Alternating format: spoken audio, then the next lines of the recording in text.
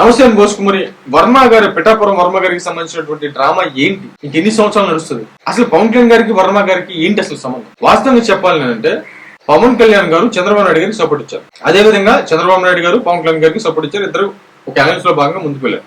ఇదంతా పవన్ కళ్యాణ్ గారి ప్లాన్ లో భాగంగా ముందుకు వెళ్లి అఖండమైనటువంటి విజయం సాధించారు. పిఠాపురంలో పవన్ కళ్యాణ్ గారు నుంచుంటా అన్న తర్వాత అక్కడ వర్మ అనేటువంటి ఒక బలమైన క్యాండిడేట్ ఉన్నాడు. ఆయన ఎవరు ఇంతకుముందు ఎవరికి తెలియదు ఉన్నాడు. ఆయన్ని కన్విన్స్ చేయాలి. ఎలా కన్విన్స్ చేయాలి? అయ్యా నువ్వు సపోర్ట్ చేయి, పవన్ కళ్యాణ్ గారికి సపోర్ట్ చేయి, నేను ఎమ్మెల్సీ ఇస్తాను. ఇది చెప్పింది ఎవరు?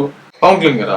చంద్రబాబు నాయుడు గారు కదా, టీడీపీ పార్టీ కదా వర్మ గారికి చెప్పింది. చెప్పారు. ఆయన ఏంటంటే ప్రతిసారి పవన్ కళ్యాణ్ గారిని టార్గెట్ చేసేటువంటి ప్రయత్నం. ఇది టీడీపీకి సంబంధించిన పెద్దలు వెనక హస్తం లేనిదే ఇది జరుగుతుందా? ప్రతిసారి ఏదో గొడవ పెట్టుకోవడం, ఏదో ఒకటి చేయడం. అంటే ఆయన మీద ఉన్నటువంటి సింపతి. నేనే చెప్పాను, నేను మొట్టమొదటి వీడియో ఎలక్షన్స్ అయిపోయిన తర్వాత నేను చేసిన మొట్టమొదటి వీడియో వర్మ గారి గురించి.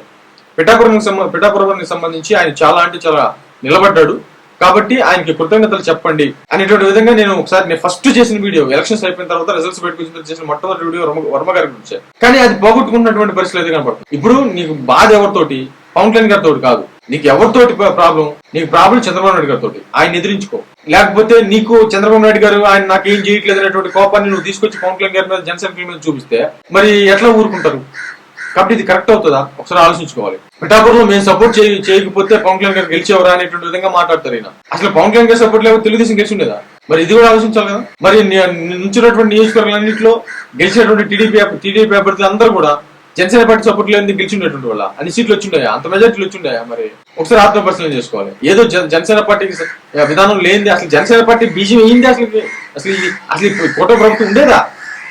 ఉండేటువంటి పరిస్థితుల్లో లేవు. కాబట్టి వర్మ గారు లాంటి వాళ్ళు ఇట్లా మాట్లాడటం, అది జనసేన పార్టీ తట్టుకోలేనటువంటి పరిస్థితికి వచ్చేసింది. ఇక వాళ్ళు అడ్డం తిరగడంతో ఏమైపోయింది?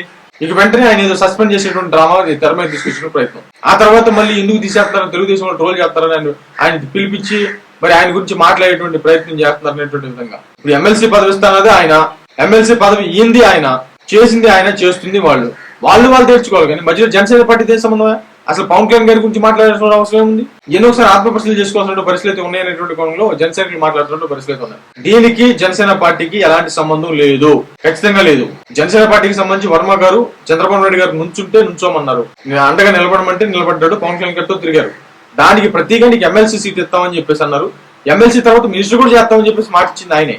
అవన్నీ ఇవ్వండి ఆయన. నువ్వు ఆయన మీద కక్ష పూర్తిమైనటువంటి విధంగా లేకపోతే ఆయన్ని మాట్లాడితే కరెక్ట్. కానీ నువ్వు జనసేన పార్టీని మాట్లాడు, జనసేన పార్టీని ఆ కోపం తీసుకొచ్చి జనసేన పార్టీ మీద చూపించే ప్రయత్నం. అంటే ఇదంతా లేకపోతే జనసేన పార్టీ లేకపోతే నాకు ఎమ్మెల్యే పదవి వచ్చిండేది కదా అనేటువంటి విధంగా వీళ్ళ మీద అక్కసు కక్కేటువంటి ప్రయత్నం చేస్తే అది కరెక్ట్ అవుతుందా కాదనేటువంటి విషయాన్ని ఒకసారి ఆత్మపరిశీలన చేసుకోవాల్సిన అవసరం అయితే ఉంది. నాకు తెలిసి ఒకవేళ ఈ సస్పెండ్ ఎత్తేస్తారేమో. ఎత్తేయకపోతే మాత్రం ఖచ్చితంగా వర్మ గారు పిఠాపురంలో వేరే పార్టీకి వెళ్ళేటువంటి అవకాశాలు ఖచ్చితంగా ఉంటాయనేటువంటి అనుమానాలు కూడా చాలా మంది వ్యక్తం చేస్తున్నారు. మరేమది